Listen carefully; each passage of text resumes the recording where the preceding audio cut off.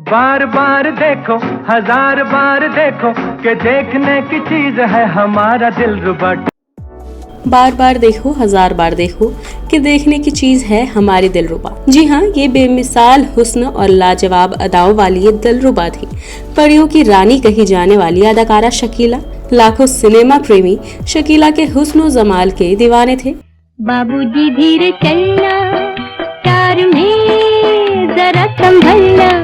अपने 15 वर्ष के लंबे फिल्मी करियर के दौरान उन्होंने लगभग 70 फिल्मों में अपने लाजवाब अभिनय से दर्शकों का दिल जीता था। 100 बार जन्म लेंगे, 100 बार। लेकिन क्या आप जानते हैं कि भारत के पहले पर्दे पर अपनी मोहक अदाओं से दर्शकों का मनोरंजन करने वाली यह अभिनेत्री वास्तव में ईरान की एक शहजादी थी। आँखों की आँखों में इशारा हो गया, बैठे बैठे जीने का सहारा। वो अपनी करियर के बुलंदियों पर थी, लेकिन अचानक ऐसा क्या हुआ कि उन्होंने फिल्मों को अलविदा कह दिया। जानेंगे और भी बहुत कुछ, बस बने रहिए हमारे साथ इस वीडियो के अंत तक।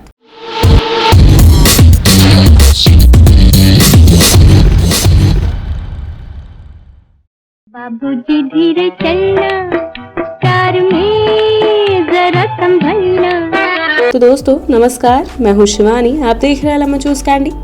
1950 और 60 के दशक में एक से बढ़कर एक फिल्मों में काम करने वाली अभिनेत्री शकीला को आज भले ही कोई नाम से ना पहचानता हो, लेकिन एक जमाना था कि लोग उनकी चुलबुली और शोख अदाओं के दीवाने थे।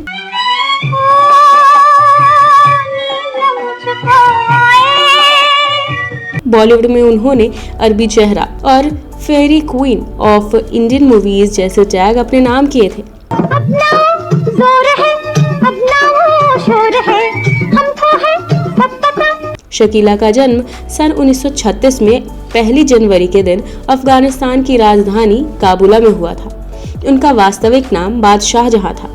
उनका कहना था कि उनके दादा ईरान के राज परिवार से जुड़े थे।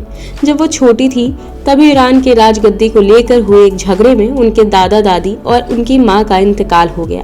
उनके पिता अपनी 3 बेटियों बादशाह जहां, नूर जहां व नसरीन जहां और बहन फिरोजा को लेकर भारत आ गए। बादशाह जहां का ही नाम आगे चलकर शकीला हो गया। उठ के न जाइए, इतने करीब से पाया है प्यार ने। उन लोगों ने मुंबई में शरण ली और पिता कुछ कारोबार करने की तैयारी ही कर रहे थे कि उनकी मौत हो गई। शकीला का पालन पोषण उनकी बुआ फिरोजा बेगम ने किया। शकीला की प्रारंभिक पढ़ाई लिखाई घर पर ही हुई थी। अपन 2-4 पैसे कमा ले तो कुछ बिगड़ता है तुम्हारा? कमाओ, पर तुमने तो कहा था जितनी चादर उतना पैर फैलाना। फिल्मों में प्रवेश के बारे में शकीला बताती हैं कि उनके बुआ को फिल्में देखने का बहुत शौक था और वह उन्हें साथ लेकर फिल्म देखने जाती थी। ऐसे में उनका रुझान भी फिल्मों की ओर हो गया था। मुंबई में अब्दुल राशिद, कारदार और महबूब खान जैसे दिग्गज फिल्म निर्माताओं के साथ उनकी बुआ के पारिवारिक संबंध बन गए थे। ख्वाबों में आपको देखा था गौर से, निकले हो और ही। कारदार साहिब ने 40 के दशक में ही शकीला की फिल्मों में रुचि को देखते हुए अपनी फिल्म दास्तां में एक 12-13 साल की नव युवती का रोल करने का प्रस्ताव किया। यहीं से उन्होंने अपने अभिनय करियर की शुरुआत की थी और उनका असली नाम बादशाह जहां बदलकर फिल्मी नाम शकीला रख दिया गया। बड़े धोखे हैं इस राह में। यह फिल्म बन ही रही थी कि एक डायरेक्टर SF हसनैन साहब ने उन्हें अपने फिल्म दुनिया में काम करने का ऑफर दिया। फिल्म दुनिया 1949 में दास्तां से पहले ही रिलीज हो गई थी। इस फिल्म में उन्होंने उस जमाने की मशहूर अदाकारा सुरैया के साथ काम किया था।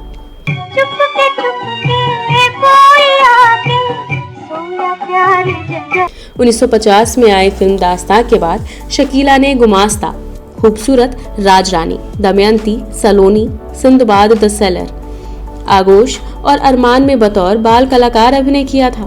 फिल्म झांसी की रानी में शकीला ने अभिनेत्री मेहताब के बचपन की भूमिका निभाई थी।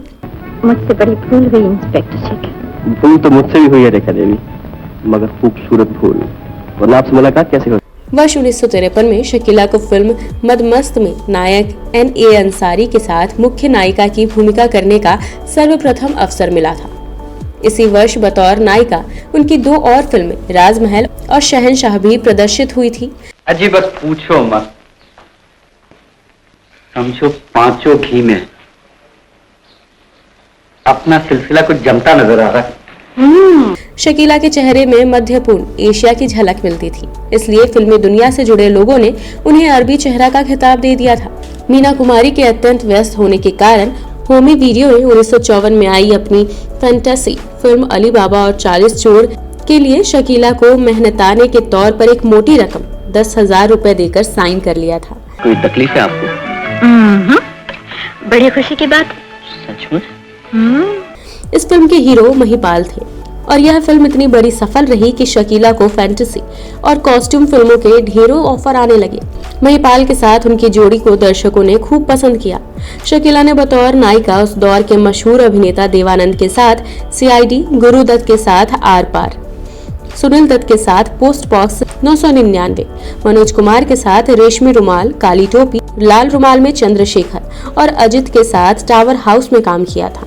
राज कपूर के साथ वे फिल्म श्रीमान सत्यवादी में बड़े पर्दे पर नजर आई थी, जबकि फिल्म चाइना टाउन में उन्होंने शम्मी कपूर के साथ अभिनय किया। इन दिग्गज अभिनेताओं के साथ काम करने के बावजूद भी शकीला की इमेज स्टंट फिल्मों की हीरोइन के तौर पर अधिक बनी। मैं कुछ नहीं जानती। अगर तुम मेरी सालगिरह की पार्टी छोड़ के चले गए तो मैं तुमसे कभी बात नहीं करूंगी। गुरु दत्त की 1994 में आई फिल्म आर पार में शकीला ने एक गैंगस्टर की प्रेमिका यानी वैम्प की सशक्त भूमिका निभाई थी। इस फिल्म के 2 सदाबहार गीत उन पर फिल्माए गए थे, जिनमें पहला था बाबूजी धीरे चलना, प्यार में जरा संभलना। दूसरा गीत हूँ अभी मैं जवां ए दिल भी काफी लोकप्रिय रहा। शकीला ने अपने मदहोश डांस और भावों से दर्शकों पर जादू कर दिया था। एक नजर, एक मुस्कुराहट। शकीला का जादू एक बार फिर चला।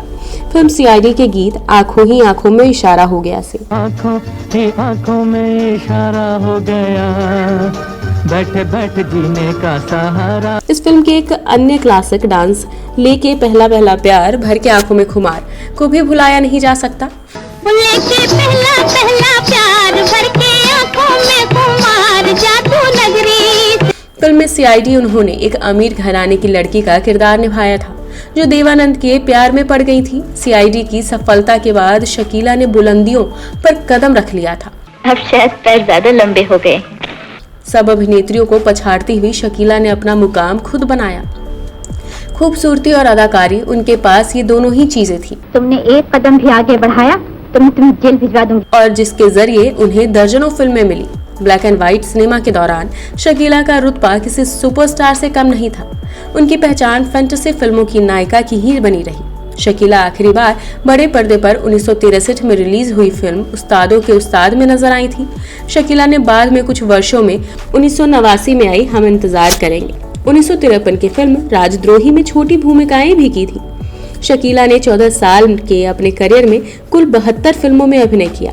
1966 में शकीला की शादी भारत में अफगानिस्तान के महावाणिज्य दूत से हुई थी। जब उनका तबादला हुआ तो शकीला ने फिल्मों से संन्यास ले लिया और वह अपने शौहर के साथ जर्मनी चली गई। लगभग 2 दशक तक वह जर्मनी और अमेरिका में रही। फिर उनके शादीशुदा संबंधों में दरार आ गई और एक रोज वे हमेशा के लिए भारत वापस लौट आई। कुछ खबरें ऐसी भी रही कि शकीला 1963 में एक विदेशी फिल्म डिस्ट्रीब्यूटर से शादी करने के बाद ब्रिटेन चली गई थी।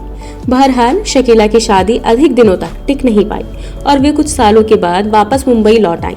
इस बारे में सही जानकारी लेने के लिए उनके भांजे नासिर खान से बात की गई तो उन्होंने इस बारे में अपनी अनभिज्ञता जाहिर की। शकीला मरीन ड्राइव स्थित famous art deco building Govind महल में रहती थी, लेकिन 1991 में उनकी बेटी मिनाज ने आत्महत्या कर ली तो वह बांद्रा शिफ्ट हो गई। उनकी छोटी बहन नूरजहां ने मशहूर कॉमेडियन बदरुद्दीन उर्फ जॉनी वॉकर से शादी की थी।